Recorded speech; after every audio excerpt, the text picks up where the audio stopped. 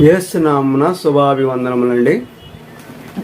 పరిశుద్ధ గ్రంథం నుండి, బైబిల్ నుండి క్రొత్త నిబంధన గ్రంథము 1 తిమోతికి రాసిన పత్రిక 6వ అధ్యాయము 17వ వచనము.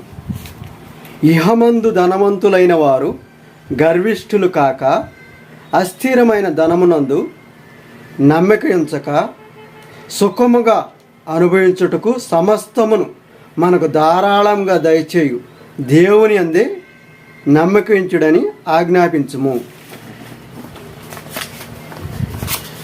పరిశుద్ధ గ్రంథమైనటువంటి బైబిల్ తెలియపరుస్తుంది.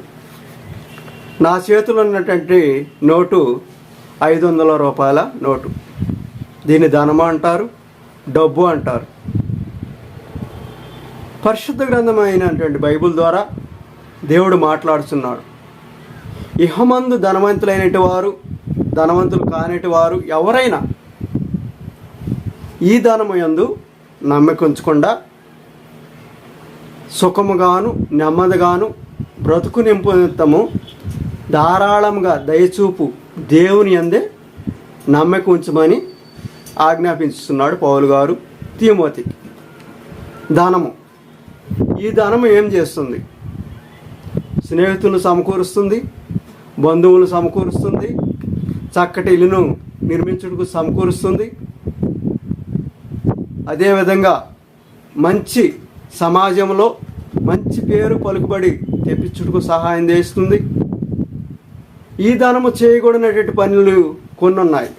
ఈ ధనము మనిషిని యొక్క ప్రాణాన్ని, పోతున్న ప్రాణాన్ని ఆపగలదా? ఆపలేదు. వైద్యానికి ఉపయోగించుకోవచ్చు, కానీ పోయేటట్టు ప్రాణాన్ని నిలబెట్టి సజీవుడుగా ఎల్లప్పుడూ జీవించేటి వాడుగా ఈ ధనము, ఈ డబ్బు చేస్తుందా అంటే చేయదు. మరి ఎవరు చేస్తారు? తండ్రి అయిన దేవుడు ఆయన కుమారుడు అనేటట్టి యేసుక్రీస్తు వారి ద్వారా మనకు పరలోక రాజ్యాన్ని అనుగ్రహిస్తున్నాడు. ఈ లోకాన్ని విడిచి, ఈ లోక సంబంధమైన ధనాన్ని విడిచి, ఈ లోక ఆశలను విడిచి ఆయన యొక్క నీతిని, రాజ్యమును వెతకండి. మీకు ఈ లోకంలో సమకూర్చుకునే ధనం కాదు, పరలోకంలో మీరు ధనాన్ని సమకూర్చుకోమని చెబుతుంది. మీ అందరికి కూడా వందనాలు.